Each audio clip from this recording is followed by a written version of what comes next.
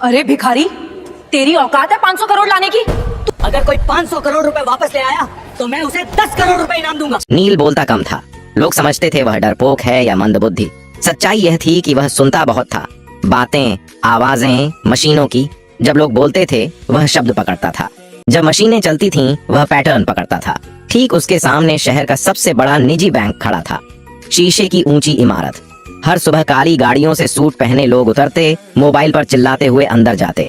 नील को अंदर जाने की इजाजत कभी नहीं मिली थी। गार्ड हर बार एक ही शब्द कहता था, भाग यहाँ से। नील मुस्कुरा देता था और फिर कूड़े में झुक जाता था। उसी बैंक की दीवार से सटा एक पुराना ट्रांसफार्मर बॉक्स था। नील अक्सर उसके पास बैठकर सूखी रोटी खाता था। उसे वहां से एक अजीब सी भनभनाहट सुनाई देती थी। बाकी लोगों के लिए वह शोर था, नील के लिए भाषा। उस दिन दोपहर को माहौल बदला हुआ था। बैंक के अंदर अचानक अफरा तफरी मच गई। कर्मचारी अपनी सीटों से उठ खड़े हुए। मैनेजर्स के चेहरे पीले पड़ गए। एक के बाद एक फोन बजने लगे। ऊपर की मंजिल पर बोर्डरूम में चीख सुनाई दी, 500 करोड़ गायब हो गए हैं। ये कोई अफवाह नहीं थी। बैंक के मेन सर्वर से 500 करोड़ गायब हो गए हैं। करोड़ रुपए ऑनलाइन ट्रांसफर हो चुके थे। पैसा न किसी ग्राहक के खाते में था, न किसी विदेशी बैंक में। वह सिस्टम से जैसे फिसलकर हवा में घुल गया था। आईटी टीम दौड़ पड़ी। सर्वर लॉग्स खोले गए, फायरवॉल चेक हुए, साइबर सिक्योरिटी एक्सपर्ट्स को कॉल गया, पुलिस को सूचना दी गई। हर मिनट के साथ बैंक की साख डूब रही थी। बाहर फुटपाथ पर बैठा नील यह सब देख रहा था। उसे कुछ अजीब लगा। बैंक के बैकअप सर्वर की एग्जॉस्ट फैन की आवाज बदली हुई थी। वह लय में नहीं चल रही थी। बीच बीच में एक हल्का सा ठहराव था, जैसे कोई सांस रोक रहा हो। नील उठ खड़ा हुआ। उसने बोरा नीचे रखा और दीवार के पास कान लगा दिया। उसकी आंखें सिकुड़ गईं। यह चोरी नहीं है, वह बुदबुदाया।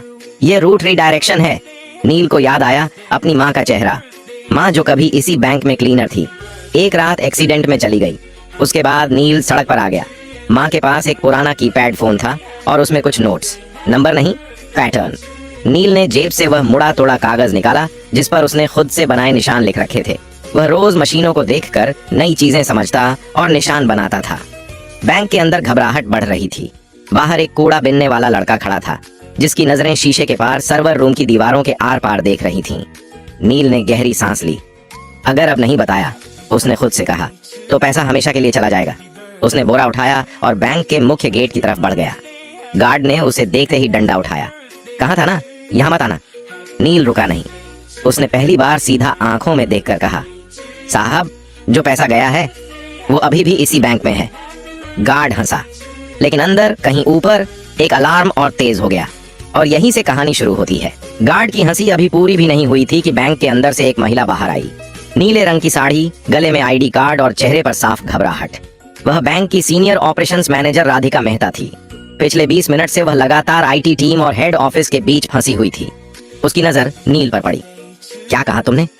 उसकी आवाज सख्त थी, लेकिन आंखों में थकान साफ दिख रही थी। गार्ड ने झट से कहा, मैडम, ये कूड़ा बिनने वाला है, झूठ बोल रहा है। नील ने सिर झुकाया, फिर धीरे से बोला, मैडम, पैसा बाहर नहीं गया। सिस्टम ने खुद रास्ता बदला है। अगर अभी कुछ नहीं किया गया तो 3 घंटे बाद वो पैसा अपने आप मिट जाएगा।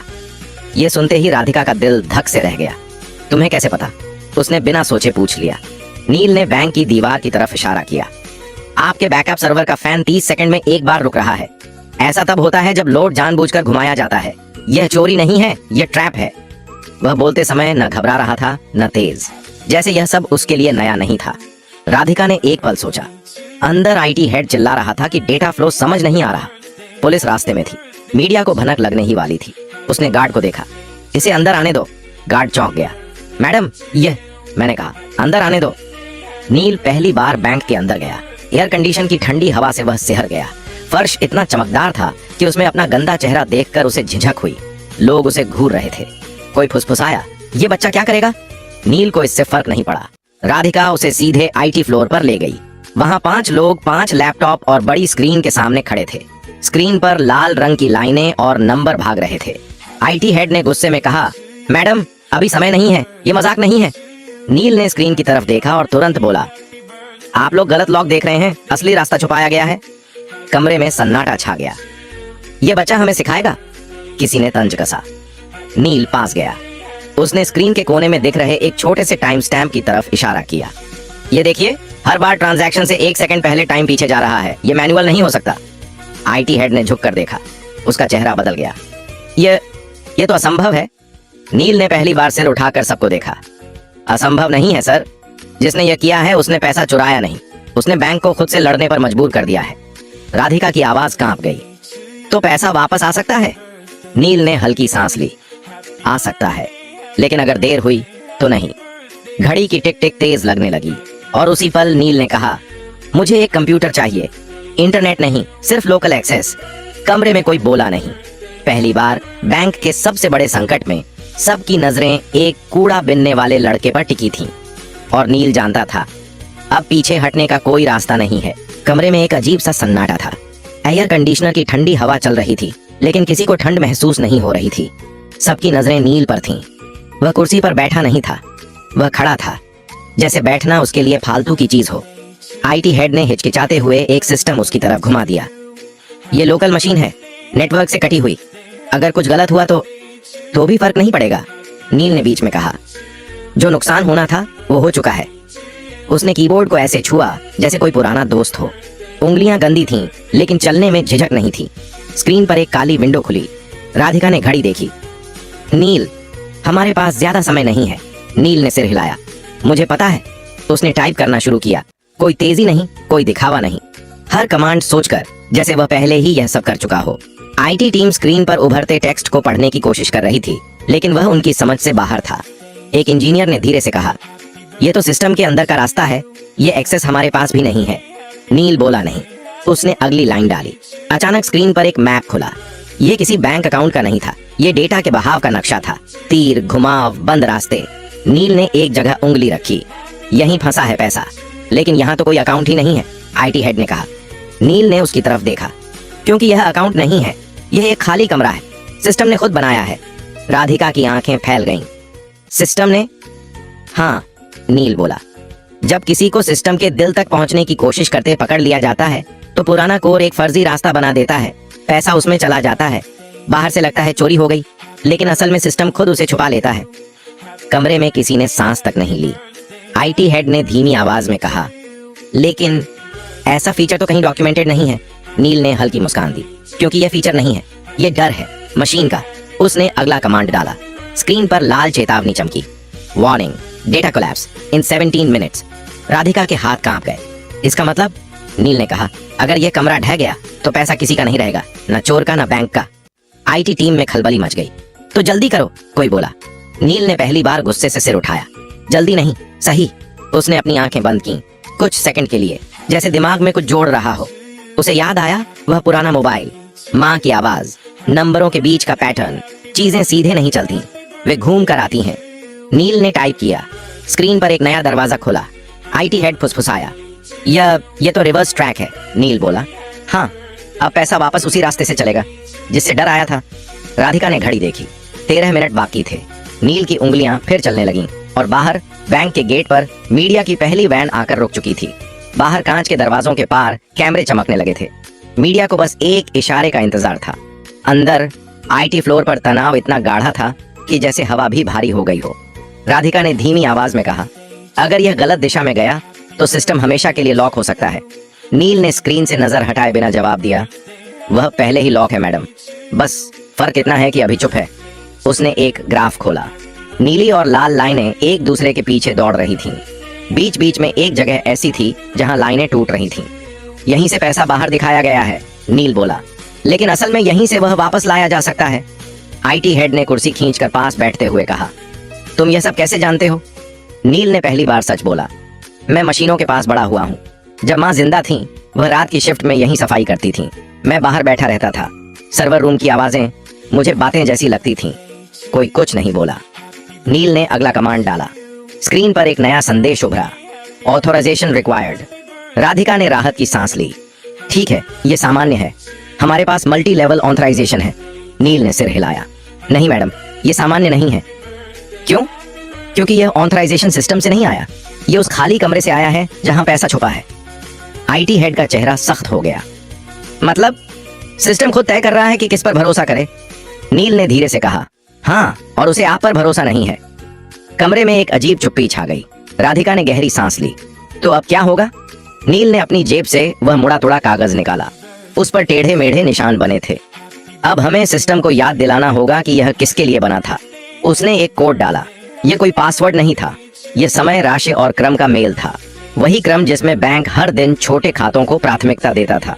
स्क्रीन पर अचानक हजारों छोटे ट्रांजैक्शन चमक उठे। 10 रुपए, 50 रुपए, 200 रुपए। आईटी टीम हड़बड़ा गई। ये क्या कर रहे हो? इससे सिस्टम और स्लो हो जाएगा। नील ने शांत स्वर में कहा, नहीं, इससे सिस्टम को भरोसा आएगा। राधिका ने हैरानी से पूछा, भरोसा? हाँ, नील बोला, मशीनें ताकत पर नहीं चलती, वे पैटर्न पर चलती हैं। और सबसे सच्चा पैटर्न है छोटे लोगों का पैसा। स्क्रीन पर चेतावनी बदलने लगी। Trust index rising. IT head ने आंखें मल ली। ये मीटर पहले कभी नहीं देखा, नील ने कहा, क्योंकि आपने कभी सिस्टम से पूछा ही नहीं कि उसे क्या चाहिए। घड़ी पर नजर पड़ी। 7 मिनट बाकी थे। नील की उंगलियां अब और तेज चल रही थीं। और उसी वक्त बैंक के मेन सर्वर से एक धीमी सी बीप की आवाज आई, जैसे कोई सोया हुआ दिमाग जाग रहा हो। सभी समझ गए, अब वापसी शुरू हो चुकी थी। बीप की वह आवाज छोटी थी, लेकिन असर बड़ा। आईटी फ्लोर पर खड़े हर इंसान की रीढ़ सीधी हो गई। स्क्रीन पर बिखरे हुए तीर अब एक दिशा में मुड़ने लगे थे, जैसे कोई भटकी हुई नदी अपने पुराने रास्ते को पहचान रही हो। आईटी हेड ने हकलाते हुए कहा, डेटा फ्लो रिवर्स हो रहा है। राधिका की आंखें स्क्रीन से हट ही नहीं रही थीं। मतलब? नील ने बिना रुके जवाब दिया, मतलब पैसा लौट रहा है, लेकिन अभी सफर पूरा नहीं हुआ है। स्क्रीन पर नंबर चलने लगे। 10 करोड़, 25 करोड़, 68 करोड़। कमरे में किसी की सांस नहीं निकल रही थी। लेकिन तभी एक जोर की बीप गूंजी। स्क्रीन लाल हो गई। System conflict detected. IT head उछल पड़ा। ये क्या है अब? नील रुक गया। पहली बार उसकी उंगलियां थमी। जिसने यह किया है उसे अब पता चल गया है। कौन? राधिका ने पूछा। नील ने सिर झुकाया। कोई बाहर का नहीं, अंदर का। कमरे में हलचल मच गई। लोग एक दूसरे की तरफ देखने लगे। स्क्रीन पर एक नया लॉग खुला। एक ही यूजर आईडी, एक ही मशीन, बार बार। आईटी हेड का चेहरा सफेद पड़ गया। ये तो हमारे ही नेटवर्क से है, नील ने धीरे से कहा। चोरी बाहर से नहीं हुई थी, रास्ता अंदर से खोला गया था। घड़ी देखी गई। अब सिर्फ 4 मिनट बचे थे। राधिका ने खुद को संभालते हुए कहा, नील, क्या हम इसे रोक सकते हैं? नील ने जवाब देने से पहले एक गहरी सांस ली। हाँ, लेकिन इसके लिए मुझे सिस्टम को पूरी तरह बंद करना होगा, 30 सेकंड के लिए। कमरे में हड़कंप मच गया। क्या? यह नामुमकिन है। पूरा बैंक ठप हो जाएगा। नील ने पहली बार सबको सीधे देखा। अगर नहीं किया तो पैसा आधे रास्ते में फंस जाएगा, ना आपका रहेगा ना चोर का। राधिका ने आंखें बंद की एक पल के लिए, फिर बोली, करो। आईटी हेड ने चौंक कर उसकी तरफ देखा। मैडम, मैं जिम्मेदारी लेती हूँ। नील ने आखिरी कमांड तैयार किया। उसकी उंगलियां हल्की कांप रही थीं, लेकिन दिमाग साफ था। उसे माँ की आवाज याद आई, डर लगे तो भी सही काम मत छोड़ना। उसने एंटर दबाया। पूरे बैंक की लाइटें एक साथ बुझ गईं। कंप्यूटर, एटीएम, सब कुछ। बाहर मीडिया चिल्ला उठा, बैंक बंद हो गया, पैसा डूब गया। अंदर घुप अंधेरा था। फिर 1 सेकंड बाद, 2 सेकंड बाद, तीसरे सेकंड पर एक हरी लाइट जली, फिर दूसरी, फिर पूरी स्क्रीन। सिस्टम वापस आ चुका था और इस बार पैसे के नंबर एक एक करके सही खाते में लौट रहे थे। 100 करोड़, 250 करोड़, 400 करोड़। आईटी हेड की आंखों से आंसू निकल आए। हो गया। आखिरी नंबर रुका। 500 करोड़। रिकॉन्साइल्ड। कमरे में कोई ताली नहीं बजी, कोई चिल्लाया नहीं। सब बस नील को देख रहे थे। वह कुर्सी से नीचे उतरा, थका हुआ, खामोश। बैंक का पैसा वापस आ चुका था। अब सवाल यह था, यह चोरी किसने की थी और नील सच में कौन था? कमरे में सन्नाटा था, लेकिन यह डर का नहीं था। यह उस पल का सन्नाटा था जब इंसान समझ जाता है कि अब कहानी बदल चुकी है। स्क्रीन पर हरे रंग की लाइनें स्थिर हो चुकी थीं। 500 करोड़ पूरी तरह बैंक के खातों में लौट चुके थे। सिस्टम नॉर्मल दिखा रहा था, लेकिन लोगों के चेहरे अभी भी जमे हुए थे। राधिका ने धीमी आवाज में कहा, नील, तुमने बैंक को बचा लिया। नील ने कोई जवाब नहीं दिया। वह स्क्रीन को देख रहा था, जैसे किसी और चीज की तलाश में हो। आईटी हेड ने राहत की सांस लेते हुए कहा, हमें तुरंत यह पता लगाना होगा कि अंदर से यह किसने किया। नील ने गर्दन हिलाई। सिस्टम खुद बता देगा। कैसे? किसी ने पूछा। नील ने एक आखिरी लॉग खोला। यह आम यूजर लॉग नहीं था। यह वह लेयर थी जहां सिर्फ तब एंट्री होती है जब कोई सिस्टम को धोखा देने की कोशिश करता है। स्क्रीन पर एक नाम उभरा। कोई टेक्निकल कोड नहीं, कोई फर्जी आईडी नहीं, एक साफ नाम, बैंक के डिप्टी टेक्नोलॉजी डायरेक्टर का। कमरे में जैसे हवा निकल गई। आईटी हेड कुर्सी पर बैठ गया। यह मुमकिन नहीं है, नील ने शांत स्वर में कहा। मुमकिन है, क्योंकि उसे सिस्टम की आदतें पता थी। उसने सोचा, सिस्टम मशीन है। उसे यह नहीं पता था कि मशीन याद भी रखती है। राधिका ने तुरंत फोन उठाया। सिक्योरिटी को ऊपर भेजो, अभी। कुछ ही मिनटों में उस अधिकारी को कमरे में लाया गया। चेहरा पीला, आंखें नीचे। वह कुछ बोल नहीं रहा था। राधिका ने सख्त आवाज में पूछा, आपने यह क्यों किया? वह चुप रहा। नील आगे बढ़ा, क्योंकि आप सोच रहे थे कि पैसा बाहर निकल जाएगा और सिस्टम आपको पहचान नहीं पाएगा। लेकिन आपने एक गलती की। आदमी ने पहली बार सिर उठाया। कौन सी? आपने छोटे खातों को नजरअंदाज किया, नील बोला। आपने सिर्फ बड़े ट्रांजैक्शन देखे, सिस्टम ने आपको वहीं पकड़ लिया। आदमी टूट गया। मुझे कर्ज में डुबो दिया गया था, मुझे रास्ता नहीं दिखा। राधिका ने सिक्योरिटी को इशारा किया, ले जाइए। जब वह बाहर गया तो किसी ने राहत की सांस ली, किसी ने शर्म की। नील अब दरवाजे की तरफ बढ़ने लगा। राधिका ने चौंक कर कहा, रुको, तुम कहाँ जा रहे हो? नील रुका। मेरा काम हो गया मैडम। काम? उसकी आवाज भर आई। तुम्हें पता है तुमने क्या किया है? बैंक, ग्राहक, पूरा सिस्टम। नील ने धीरे से कहा, मैंने सिर्फ जो गलत था उसे सही किया है। राधिका आगे बढ़ी। तुम्हें इनाम मिलेगा, नौकरी मिलेगी, पढ़ाई, सब कुछ। नील ने पहली बार हल्की मुस्कान दी। अगर आप सच में कुछ देना चाहती हैं तो एक काम कीजिए। क्या? बाहर जो बच्चे कूड़ा बीनते हैं ना, नील बोला, उनके लिए सिस्टम बनाइए, ऐसा सिस्टम जो उन्हें अनदेखा न करे। राधिका कुछ बोल नहीं पाई। नील दरवाजे से बाहर निकल गया। वही फटा बोरा, वही गंदे हाथ। लेकिन अब बैंक की दीवारें उसे देख रही थीं, क्योंकि सिस्टम तो बच गया था। अब इंसानों की बारी थी। बैंक के बाहर शाम ढल चुकी थी, लेकिन भीड़ कम नहीं हुई थी। कैमरे अब भी चमक रहे थे। रिपोर्टर एक दूसरे को धक्का देकर आगे आने की कोशिश कर रहे थे। सबको एक ही खबर चाहिए थी। 500 करोड़ कैसे लौटे? राधिका कांच के दरवाजे के पास आकर रुकी। उसके हाथ में माइक्रोफोन नहीं था, फिर भी आवाज साफ थी। यह बैंक की जीत नहीं है, उसने कहा, यह एक बच्चे की समझ की जीत है। भीड़ में हलचल मच गई। कौन बच्चा? कहाँ है वो? नाम बताइए। राधिका ने दरवाजे की तरफ देखा। नील जा चुका था। उसके कदम पहले ही फुटपाथ की तरफ मुड़ चुके थे, जहां उसकी दुनिया थी। टूटे डिब्बे, प्लास्टिक की बोतलें और मशीनों की आवाजें। उसे नहीं पता था कि पीछे क्या हो रहा है, लेकिन शहर को पता चल चुका था। कुछ ही घंटों में खबर फैल गई। एक कूड़ा बिनने वाला लड़का, बैंक की चोरी, 500 करोड़ वापस। सोशल मीडिया पर सवाल उठे, यह लड़का कौन है? इसे मौका क्यों नहीं मिला पहले? हमने कितनी नील जैसे बच्चों को अनदेखा किया। अगली सुबह बैंक के बाहर एक पोस्टर लगा, अगर आप नील को जानते हैं, हम उससे मिलना चाहते हैं। उसी सुबह नील ट्रांसफॉर्मर बॉक्स के पास बैठा था। उसने पोस्टर देखा, पढ़ा, फिर नजर हटा ली। उसके लिए पोस्टर नया नहीं था, नई थी लोगों की नजर। दोपहर तक नगर निगम के अधिकारी आए, फिर एक स्कूल की वैन, फिर एक महिला जो शिक्षा विभाग से थी।